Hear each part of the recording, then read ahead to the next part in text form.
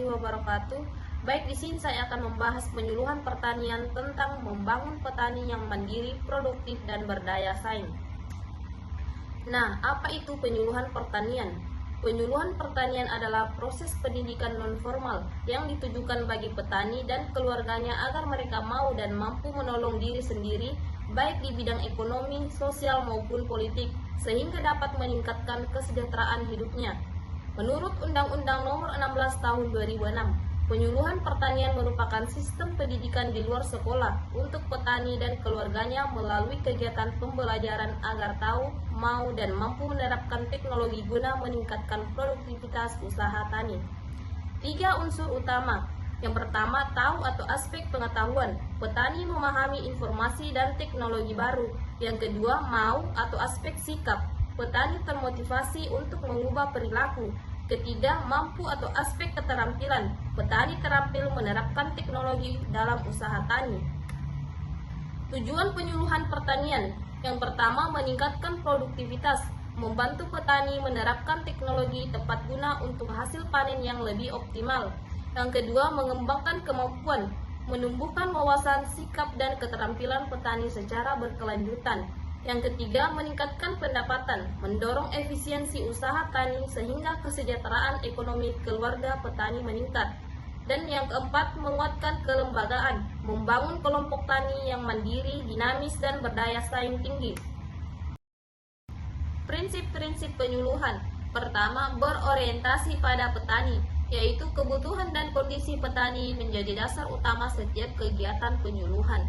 Kedua, belajar sambil bekerja, yaitu penyuluhan dilakukan melalui pengalaman langsung di lapangan. Ketiga, kemitraan dan partisipatif, yaitu petani dilibatkan aktif sebagai mitra, bukan sekedar objek penerima informasi.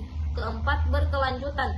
Proses pembelajaran berlangsung terus-menerus mengikuti perkembangan zaman. Dan yang kelima, terpadu dan menyeluruh, yaitu mengintegrasikan aspek teknis, ekonomi, sosial, dan lingkungan secara seimbang. Sasaran penyuluhan pertanian. Sasaran penyuluhan pertanian terbagi menjadi 3 kelompok utama berdasarkan tingkat keterlibatan dan perannya dalam pembangunan pertanian.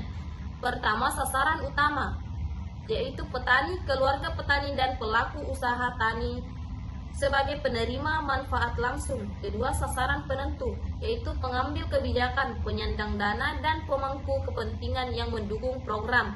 Ketiga, sasaran penunjang, peneliti, akademisi, tokoh masyarakat, dan media yang memperluas jangkauan informasi. Metode penyuluhan pertanian. Pertama, ceramah dan diskusi, yaitu penyampaian materi secara langsung dengan sesi tanya-jawab interaktif. Kedua, demonstrasi plot, percontohan lapangan untuk membuktikan efektivitas teknologi baru. Tiga, kursus tani, pelatihan terstruktur dengan kurikulum dan jadwal yang sistematis. Keempat, kunjungan lapangan, penyuluh mendatangi langsung lahan dan usaha tani petani binaan. Kelima, media cetak dan digital, leaflet, poster, radio, video, hingga aplikasi seluler sebagai sarana informasi. Studi banding, kunjungan ke lokasi percontohan untuk belajar dari praktik petani sukses. Tahapan proses penyuluhan. Pertama, identifikasi masalah, mengkaji potensi wilayah dan kebutuhan petani. Kedua, penyusunan program, menyusun rencana kerja penyuluhan yang terukur. Tiga, pelaksanaan, menerapkan metode penyuluhan di lapangan. Keempat, evaluasi, menilai keberhasilan dan dampak program. Kelima, tindak lanjut, perbaikan berkelanjutan berdasarkan hasil evaluasi. Peran penyuluh pertanian. Pertama, edukator, mendidik dan melatih petani agar menguasai teknologi budidaya terbaru. Kedua, fasilitator, menghubungi petani dengan sumber daya, pasar, dan lembaga pendukung. Ketiga, motivator, membangkitkan semangat dan kepercayaan diri petani untuk berinovasi. Keempat, konsultan teknis, memberikan solusi atas permasalahan teknis di lapangan.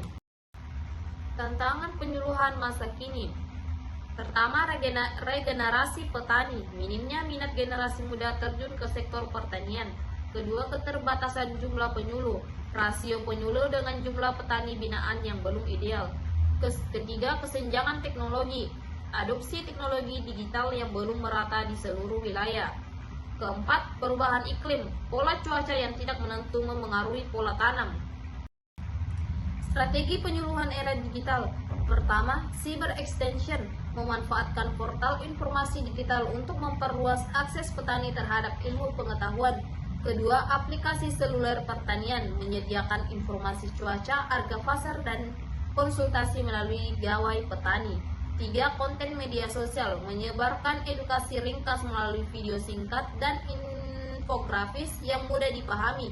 Keempat, pelatihan digital petani, meningkatkan literasi digital agar petani mampu mengakses teknologi mandiri. Integrasi teknologi digital dengan praktik penyuluhan konvensional menciptakan ekosistem pertanian yang lebih efisien, transparan, dan berdaya saing global.